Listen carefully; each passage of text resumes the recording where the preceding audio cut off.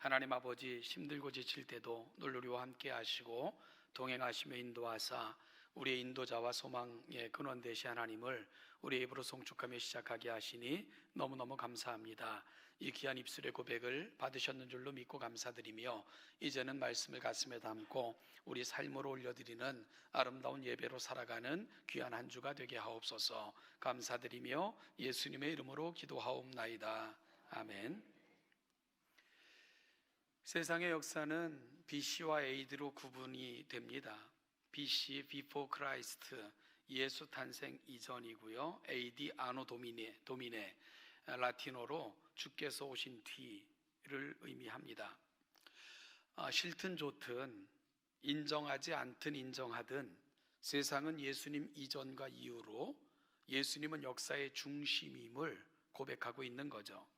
참 놀라운 결과이며 섭리가 아닐 수 없습니다. 그런데 이런 구분은 단지 세상의 역사를 구분하는 기준만은 아닙니다. 우리 인생에도 BC와 AD가 있기 때문입니다. 예수 믿기 이전 Before Christ가 있다면 예수 믿은 이후 아노 도미네도 우리 인생에는 분명히 있기 때문입니다.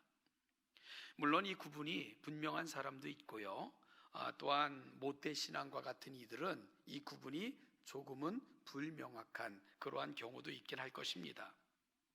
그럼에도 불구하고 분명한 것은 예수로 인하여 세상의 역사가 기원 전과 기원 후로 바뀌는 것처럼 내 인생에도 예수로 인하여 이런 분명한 구분점은 있어야 된다는 것입니다. 예수님은 과연 내 인생에 분명한 구분점을 만들고 계신가? 오늘은 사도행전을 정리하면서 사도 바울을 통해 이 부분을 점검하고자 합니다. 사도 바울은 이 구분이 너무나도 분명한 인생이었습니다. 그의 인생의 분기점, 우리가 모두가 인정하는 것처럼 다메섹입니다. 다메섹은 예수님께서 그를 찾아가셨던 자리이고 그를 만나 주셨던 장소였습니다. 이 다메섹을 통해 사도 바울의 인생은 BC와 AD로 분명한 구분점을 갖게 됩니다. 이 다메섹 사건으로 말미암아 사도 바울의 인생에는 분기점이 생겨났고요. 바로 BC와 AD로의 분명한 구분점이 생겨난 것입니다. 예수 이전과 예수 이후의 삶에 분명한 구분점이 생겼다는 말이지요. 뿐만 아니라 다메섹 사건은 그의 인생의 기준점이 되어졌던 지점이기도 합니다. 예수를 통해 과거를, 현재를, 그리고 나아갈 길, 미래를 보게 되었기 때문입니다. 또한 다메섹 사건은 그의 인생에 분명한 목표가 만들어진 사건이기도 합니다. 분명한 푯대를 확인했고요. 그 이후 그는 정말로 좌로나 우로나 치우치지 않는 한결같은 오롯한 삶을 살았기 때문입니다. 그래서 오늘은 이 다메섹 사건이 사도 바울의 인생에서 갖게 된 이 세 가지 의미를 통해 우리 인생을 함께 점검하는 그런 시간을 갖고자 합니다. 세 가지 면에서 역시 점검하게 될 건데요. 첫째는요, 예수님을 만난 후 내 인생에는 분명한 분기점이 생겼는가 하는 것을 우리 스스로에게 물어보며 점검하기를 소원합니다. 예수님을 만난 후 내 인생에는 분명한 분기점이 생겼는가? 주일이면 교회에 가고 교회에서 봉사하고 종교적인 행위를 하는 것, 이런 것을 의미하고 질문하고 있는 것은 아닙니다. 예수님이 내 인생에 찾아오셨을 때 내 삶에 진정한 변화가 생겨났는가? 내 인생에 진정한 방향 전환이 이루어졌는가 하는 것을 묻고 있는 겁니다. 마치 삭개오처럼 말이지요. 예수님이 그의 인생에 찾아오셨을 때 돈을 움켜쥐고 돈으로 자신의 가치를 드러내고자 했던 인생에서 돈을 나눠주며 돈으로서 이웃을 유익하게 하는 그런 삶의 대전환이 삭개오에게는 찾아왔습니다. 또한 수가성 여인처럼 말입니다. 예수님이 그녀의 인생에 찾아가셨을 때 사람들을 외면하며 자기 속에 갇혀 살았던 인생에서 숨기고 싶었던 과거조차도 자신을 만나주신 예수님을 소개하며 동네 사람들을 생명으로 이끌고자 했던 혁명적 역사로 변화를 이룬 여인, 그 여인의 삶처럼 말입니다. 사도 바울, 예수님께서 그를 만나 주셨을 때 심지어 무엇이든지 자신에게 유익한 것을 추구했던 인생에서 그가 발견했던 예수 그리스도, 그분을 위해 과거의 모든 삶을 배설물처럼 여기면서 한 가지 표대, 그의 마음속에 담겨진 보화만을 붙들고 살았던 인생, 어찌 보면 예수님이 그의 인생에 찾아가셨을 때 그의 인생에는 분명한 분기점이 생겨났습니다.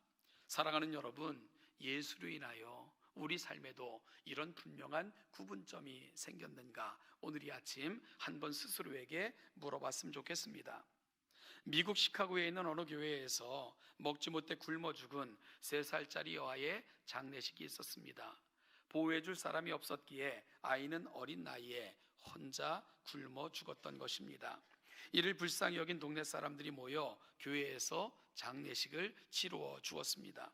그런데 이 장례식장에 남루한 옷을 입고 충혈된 눈으로 찾아온 알코올 중독자가 있었습니다. 그 사람은 사람들이 기도하는 틈에 죽은 어린아이의 신발을 벗겨 도망을 쳤습니다. 사람들은 후에 보고는 세상에 도둑질할 것이 따로 있지, 불쌍하게 죽은 아이의 신발을 벗겨가 하면서 혀를 차면서 분노했습니다. 그 신발은 평생에 한 번도 좋은 신발 신어보지 못했기에 죽은 자리에, 정말로 그 마지막 자리에 신을 신겨 동네 사람들이 신겨주었던 신발이었습니다. 20년 후 시카고의 한 교회에 수천 명의 성도들 앞에서 한 사람이 눈물을 흘리며 회개하고 간증했습니다. 그 사람의 간증은 이랬습니다. 20년 전 제가 돌보지 않아 딸이 굶어 죽었습니다. 그런데 저는 죽은 딸아이의 장례식장에 들어가 딸아이의 신발을 벗겨 도망쳐서 그것을 팔아 술을 사 먹었습니다. 저는 정말 짐승만도 못한 놈입니다. 그런데 그런 저를 하나님께서 찾아오셨습니다. 짐승만도 못한 나의 죄를 용서하여 주시고 십자가의 은혜를 알게 하셨고 나를 살려주셨을 뿐만 아니라 이런 자도 사용하시겠다고 하나님의 일꾼 삼아주셨습니다 하고 간증하며 말을 잇지 못했던 한 사람이 있었습니다. 그 사람의 이름이 멜트라도 목사였습니다. 시카고의 유명한 부흥사인데요, 이 멜트라도 목사는 예수를 만난 후 참여하는 심정으로 자신과 같이 인생을 허비하는 알코올 중독자, 마약 중독자 속에 그의 삶의 자리로 들어가서 그들에게 예수를 전하며 평생을 그들을 예수께로 인도했던 이런 삶을 살았던 사람입니다. 사랑하는 여러분, 신앙은 혁명입니다. 예수님을 진정으로 만나면 내 삶에 혁명이 일어납니다. 내 삶을 바꾸는 혁명, 사랑하는 여러분, 예수께서 우리에게 찾아오셨을 때, 그 예수를 만났을 때 우리 삶에는 이런 분기점이 생겨났나요?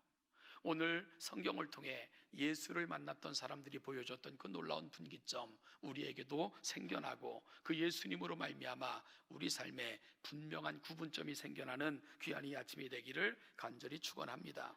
두 번째는요, 예수님을 만난 후 내 인생에는 분명한 기준점이 생겼는가 하는 질문을 함께 해보고 싶습니다. 예수님을 만난 후 내 인생에는 분명한 기준점이 생겼는가? 기준점은 스탠다드, 표준, 무언가를 평가하는 잣대를 말합니다.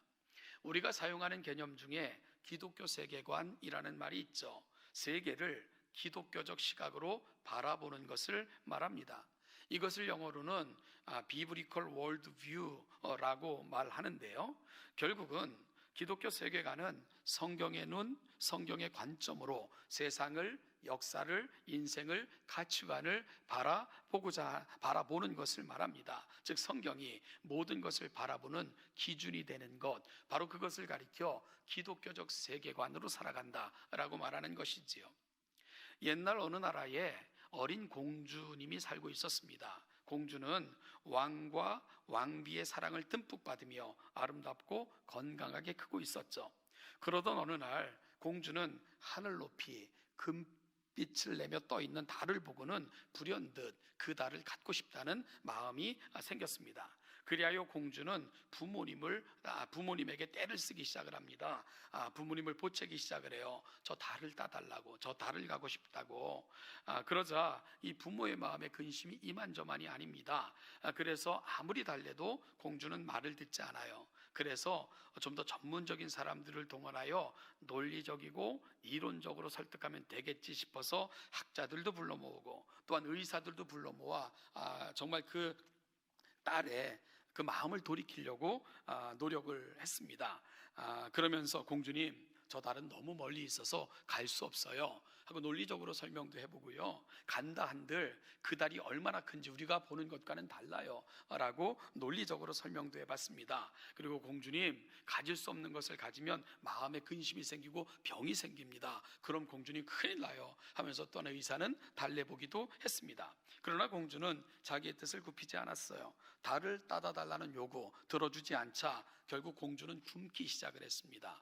왕과 왕비는 한없이 타이르고 어르곤 했지만 공주는 서서히 말라가기 시작을 했죠. 이때 공주와 친하게 지냈던 광대가 한 사람이 있었습니다. 전후 사정을 잘 알고 있었던 광대는 공주를 만나기를 청하고 공주를 만나 몇 가지 질문을 했습니다. 공주님, 달이 어떻게 생겼나요? 달은 동그랗게 생겼지 뭐. 그러면 달은 얼마나 큰가요? 바보, 그것도 몰라. 달은 내 손톱만 하지 내 손톱으로도 가려지거든. 그럼 달은 어떤 색인가요? 달은 황금빛이 나지. 알겠어요 공주님, 그럼 제가 달을 따다 드릴 테니까 조금만 기다리세요. 공주의 방을 나온 광대는 왕께 아뢰고요, 손톱 크기만한 동그란 황금 구슬을 만들어 공주에게 가져다 줬습니다. 그러자 공주는 뛸 듯이 기뻐했습니다. 정말 굶으면서까지 그렇게 원했던 달을 손에 넣었기 때문입니다. 그런데 기뻐하는 공주를 바라봤던 광대는 슬그머니 걱정이 돼요. 왜냐하면 때마침 그때는 보름이었는지라 하늘에 보름달이 뜰 거거든요. 그래서 이 보름달이 뜨면 어떡하지? 걱정이 된 광대가 공주에게 말을 건넵니다. 공주님, 달을 따왔는데 오늘 밤 또 달이 뜨면 어떡하죠? 이런 바보, 그것을 왜 걱정해? 이를 빼면 새이가 나오는 것, 그것과 같은 거야. 달을 빼왔으면 또 다른 달이 뜨는 게 맞지 않겠어? 그리고 달은 한두 개가 아니거든. 달은 호수에도 떠있고 물컵에도 떠있고 세상 천지에 가득한데 내가 뭐 하나 가진다고 별일이야 있겠어? 이렇게 대답을 하는 거예요. 여러분, 저는 이 이야기를 읽으면서 생각하는 게 굉장히 많았습니다. 왕과 왕비는 물론 초청받은 학자나 의원들은 한결같이 공주가 말하는 달은 자신들이 생각하는 달이라고 생각을 한 거고요, 그렇게 규정지어 버린 거죠. 그래서 그들은 생각하긴 하늘에 있는 달, 공주는 그 달을 자신들이 생각하는 달과 같은 개념으로 생각하고 있다고 착각을 한 것입니다. 공주가 생각하는 달이 자신들이 생각하는 달과 다를 수 있다는 것을 한 번도 생각해 보지 못한 거죠. 그러니까 달에 대한 자신들의 입장에 굳건히 서서 공주를 설득하고 협박까지 하면서 일관적으로 달을 딸 수 없다라고 말할 수밖에 없었던 것이죠. 결국은 자신의 방식대로, 처방대로 공주의 달에 대해서 진단하고 처방을 내리고 있었던 것입니다. 이것을 가리켜 자기의 준 것들에서 벗어나지 못하고 있다라고 사회학에서는 표현을 합니다. 여러분, 정확한 공감이 이루어진다는 것은 내 속에 담겨진 내가 만든 준 것들로 다른 사람을 바라보면 공감대가 형성이 되지 않아요. 공감이라는 그 공통된 개념이 생겨나지 않습니다. 상대방이 사용하는 낱말의 의미, 그가 쓰고 있는 말에 대한 이해, 그런 것들에 대해서 마음을 열고 다가갈 때 거기서 생겨나는 공통된 개념을 공감이라고 말하기 때문입니다. 그런데 우리는 늘 우리의 주관적인 생각들, 경험들, 이런 것들로 만들어진 준 것들을 가지고 있죠. 그리고 그 준 것들을 가지고 다른 사람을 판단하는 거예요. 다른 사람의 말을 내 준 것들이 먼저 작용하여 내게 맞게끔 해석해버리고 말죠. 그리고 또한 그렇게 내가 생각하는 대로 다른 사람을 설득하거나 그래야 된다고 다른 사람들에게 말을 합니다. 그러면 뭐가 사라지죠? 공감이 사라지게 되는 것입니다. 저는 이 이야기를 들으면서 우리 신앙도 그럴 수 있겠다 싶은 생각을 했습니다.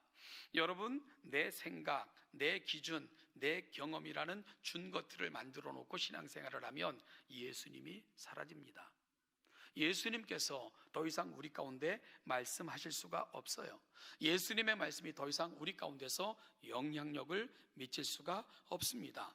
무언가를 판단하고 결정할 때 내가 만든 기준 준 것들이 먼저 작용하면 예수님의 생각을 붙들 수도 없고요, 함께 더불어 동행하는 우리 동역자들 공동체의 생각을 담아낼 수도 없기 때문입니다. 그러면 나만의 종교, 나만의 생각, 그리고 나만의 가치관을 만드는, 바로 내가 복음, 내가의 신앙을 만드는 그런 사람들 속으로 머물 수밖에 없는 것이 우리의 한계일 수 있다는 것을 우리는 다시 한번 생각할 수 있어야 됩니다. 여러분, 신앙이라는 것은 우리의 기준, 준 것들을 다시 만드는 것입니다. 마치 사도 바울처럼 말이죠. 사도 바울은 예수님을 만난 후 그 예수님을 기준으로 준 것들로 삼고 사물과 인생과 타인을 보기 시작을 했습니다. 그러자 그가 유학하면서까지 연구했던 율법이 예수로 말미암아 진정한 의미를 드러내기 시작을 했고요, 진정한 빛을 발견했고, 그 율법이 말하는 바 가는 바가 뭔지를 사도 바울은 분명하게 알게 됐습니다. 나에게서 벗어나 내가 만든 준 것들을 깨고 예수 그리스도, 그분을 나의 기준으로 삼고 다시 바라보니까 이 새로운 빛, 또한 새로운 장이 자기 인생에 찾아온 것입니다. 예수 믿기 이전, 즉 그의 인생의 빛에는 남을 죽이면서까지 자신의 소신을 지키는 것을 의라 여겼고요, 율법을 범하는 자는 마땅히 돌로 맞아 죽어도 싸다는 그런 인생관을 갖고 있었고요, 율법의 의를 통해 사회적 명망과 부를 얻을 수 있다고 생각했던 것, 사도 바울이 예수 믿기 이전에 가지고 있었던 그의 준 것들이었고 그의 기준이었습니다. 그런데 예수라는 준 것들이 생기자, 즉 그의 인생 AD 이후에는 그분의 생각으로 누군가를 보기 시작하고, 그분의 생각으로 내가 붙들고 있었던 가치관을 다시 점검하고, 그분의 생각으로 타인을 보는 관점의 전환을 이루게 된 것이지요. 여러분, 그러자 율법은 누군가를 판단하고 정죄하는 도구가 아니라는 것을 알게 됐습니다. 율법은 몽학 선생으로 우리를 예수 그리스도에게로 이끌고자 하나님 주신 선물이라는 것을 깨닫게 됐죠. 그러자 관습으로 유대인이라는 그 관념에 갇혀서 선을 그어놓던 것들이 얼마나 어리석었다는 것을 보게 됐어요. 이방인이든 유대인이든 또한 하나님 앞에서는 한결같은 사람들이라는 것을 예수가 찾아오자 그는 비로소 볼 수 있었던 것입니다. 자신을 미워하며 죽이려 했던 유대인들조차도 내가 죽어 내 생명을 그들이 구원 얻는 일에 바칠 수만 있다면 하나님 그것도 괜찮습니다 라고 고백할 정도로 그는 진정으로 사랑이 뭔지를 깨닫는 사람으로 바뀌어져 있었습니다. 예수 그리스도, 그분이 그의 삶에 찾아와 그분의 눈으로, 그분의 마음으로, 그분의 말씀으로 세상을, 타인을, 역사를, 인생을 보기 시작하니까 이 놀라운 변화가 그의 인생 가운데 찾아온 것입니다. 사랑하는 여러분, 신앙은 바로 이 기준점을 갖는 싸움입니다.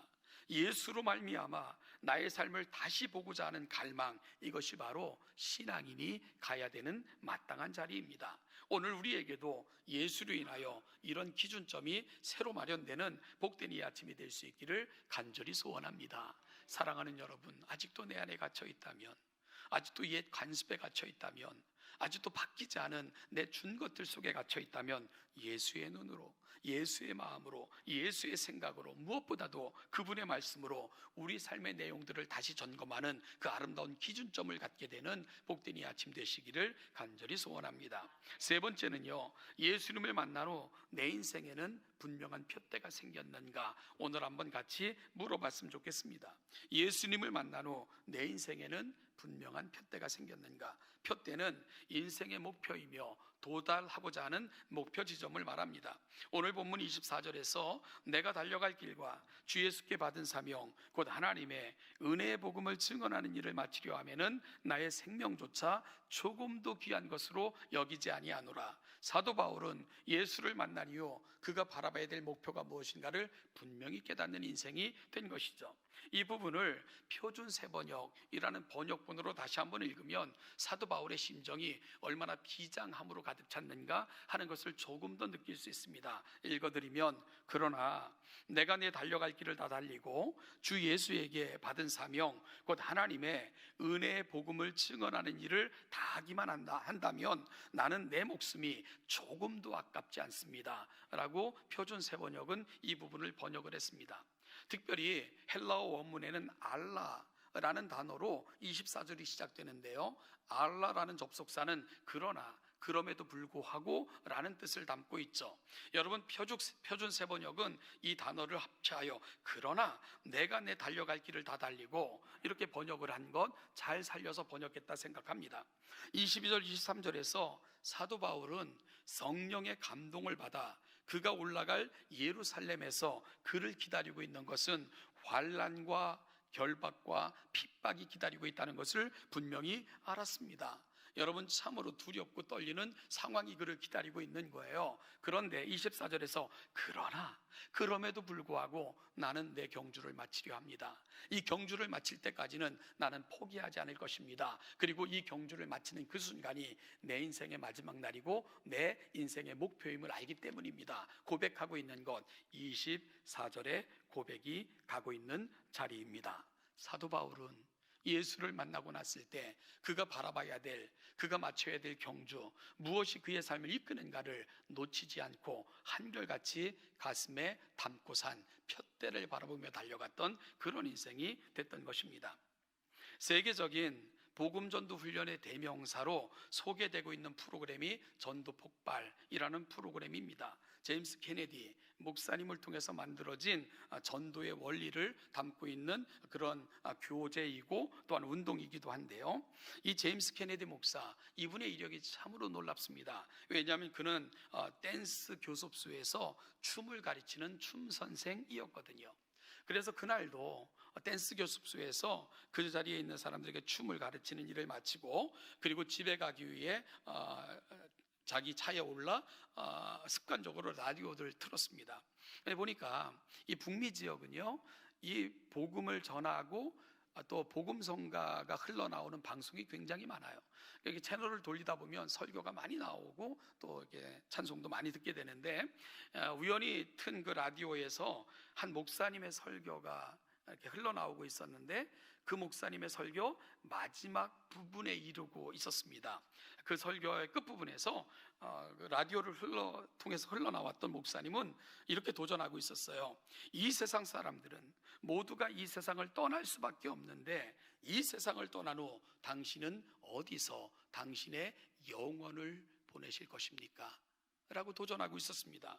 그리고 그 목사님은 한마디 더 도전하기를, 당신은 그 영혼을 위해 지금 무엇을 준비하고 계십니까? 라고 도전하고 있었습니다. 여러분, 그 소리를 듣는 순간 이 케네디 목사님은, 제임스 케네디 목사님은 망치로 머리를 맞는 것 같은 충격을 받았습니다. 그러면서 스스로에게 질문이 돌아왔어요. 이 세상을 마친 후 나의 영혼, 그 영혼을 나는 어디서 보낼 거지? 그리고 나는 그 영혼을 위해 지금 무엇을 하고 있지? 하는 생각이 그의 가슴 속에 찾아온 것입니다. 여러분, 운전대를 잡고 운전을 할 수가 없었어요. 두려움으로. 그리고 또한 그 생각이 엄청난 충격을 주었거든요. 그 성령께서 그 순간 그를 찾아오신 거죠. 그는 운전대를 붙들고 한없이 울며 회개를 했습니다. 그런 후 결국 그는 1967년도에 교회를 개척했는데요, 17명에서 시작하여 9,000명의 교인으로 성장하는 큰 교회, 부흥을 이루게 됐죠. 이때 경험을 바탕으로 그가 만든 교제 운동이 전도 폭발이라는 교제이고 전도 폭발 운동입니다. 사랑하는 여러분, 비전이 있는 사람들은 그 비전을 따라 움직입니다. 그리고 그 비전의 끝은 이 세상을 떠난 후 셈함을 받게 될 하나님 앞이 그 비전의 끝이라는 것을 그들은 분명히 놓치지 않습니다. 그리고 오늘 내가 살아가는 삶은 바로 그 비전의 끝부분, 그리고 내 인생의 마지막 지점에 설 그날을 상정하고 오늘을 살아가는 것, 그것이 바로 비전이 있는 사람들이 살아가는 삶의 방식입니다. 느헤미야가 그랬잖아요. 주님이 주신 비전을 좇아 그는 왕의 술 맡은 관원의 삶을 포기했습니다. 대신 동족과 함께 고난받고 허물어진 성벽을 다시 세우고 무너진 신학을 다시 세우는 일, 그 일을 위해 솔선수범했던 인물, 바로 느헤미야입니다. 사도 바울은 보장된 율법 교사의 삶을 포기했습니다. 왜냐하면 그 율법이 어디로 가고 있는가를 분명히 알았기 때문입니다. 그 율법을 주신 하나님의 마음이 무엇인가를 분명히 깨달았기 때문입니다. 그 율법의 완성, 바로 율법의 완성으로 이 땅에 오신 예수 그리스도, 바로 그분을 붙드는 것, 그것이 바로 가장 귀한 일이고 그분을 통해서만 세상이 구원 얻는다는 것을 알았기에 예수와 동행하고 그 예수를 전하는 삶으로 그의 방향을 바꾸게 되었던 것입니다. 사랑하는 여러분, 예수를 만난 후 여러분들의 직업을 바꾸라는 것 아닙니다. 모두가 교회를 섬기는 자나 목회자가 되라는 것도 아닙니다. 모두가 멀리 나가 선교사가 되라는 말도 아닙니다. 여러분의 삶의 자리를 선교지로 만들라는 거예요. 여러분들이 파송받은 모든 자리에서 여러분들이 선교사적 삶을 살라는 것입니다.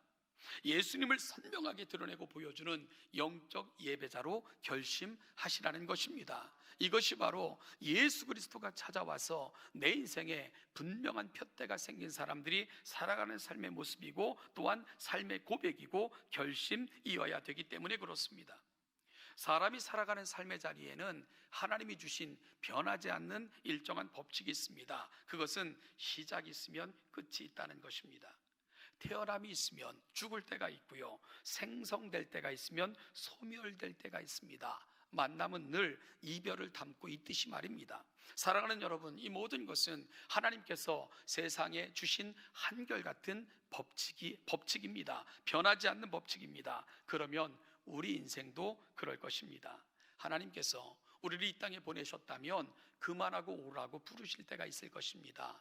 우리에게 이 땅에 생명을 맡겨주셨다면 이 생명을 거두실 때가 있을 것입니다. 그리고 또한 우리에게 맡겨진 이 세상의 삶이 있다면 하나님께서 또 다른 삶의 자리로 부르실 때가 분명히 있을 것입니다. 그렇다면 이 순간 우리는 어떻게 살아야 될까요? 우리의 마지막 목표를 마지막 날에 맞춰놓고 사셔야 됩니다. 내 인생을 마치는 날, 내가 서야 될, 내가 이룰 그 마지막 지점, 그곳이 우리 비전의 모든 끝지점이 되어야 됩니다.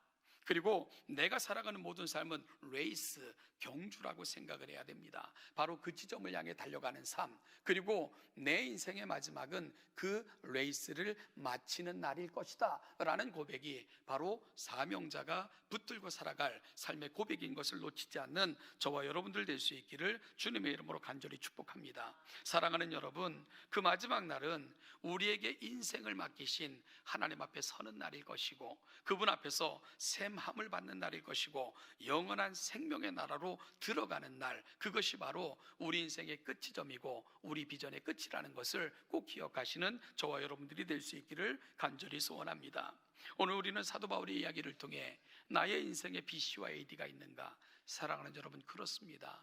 예수가 우리 삶에 찾아오셨을 때 우리 삶에는 BC와 AD, 이 분명한 구분점이 생겨났습니까? 이 분명한 기준점이 생겨났습니까? 정말로 예수로 말미암아 내가 붙들고 살다가 내 레이스 끝나는 날 하나님 앞에 선다는 분명한 푯대가 생겨났습니까? 오늘 이 질문을 통해 우리 인생을 점검해보고 하나님 앞에 이 분명한 구분점과 기준점, 푯대가 생기기를 갈망하며 하나님 앞에 설 수 있는 저와 여러분, 우리 동천교회가 될 수 있기를 주님의 이름으로 축복합니다. 기도하겠습니다. 하나님 아버지, 오늘 이 아침 우리를 불러 여기까지 인도하신 하나님께 감사를 드립니다. 하나님 아버지, 내가 예수 그리스도의 거룩하신 은혜 가운데 그분을 믿고 따르는 자가 되었고 오늘 그 은혜 가운데 거하는 자가 되었는데 그 예수로 말미암아 나의 삶의 구분점, 기준점, 푯대가 생겼는가를 다시 한번 돌아보는 가운데 사도 바울의 고백, 그 위대한 고백이 우리의 고백이 되고 우리 가슴에 담고 살아갈 우리 삶의 내용이 될 수 있도록 은혜 위에 은혜를 더하여 주옵소서. 하나님, 옛 습관, 옛 또 삶의 태도, 가치관을 갖고 살아가는 것이 아니라 예수 그리스도, 그분으로 말미암아 되어진 그분을 통해서 보게 된 선명한 빛을 우리 삶에 비추어내면서 예수님 원하시고 기뻐하시는 삶의 자리로 예수님께서 원하시는 삶의 방향으로 나아가는 우리 모두가 되게 하여 주시옵소서. 감사드리며 예수님의 이름으로 기도하옵나이다. 아멘.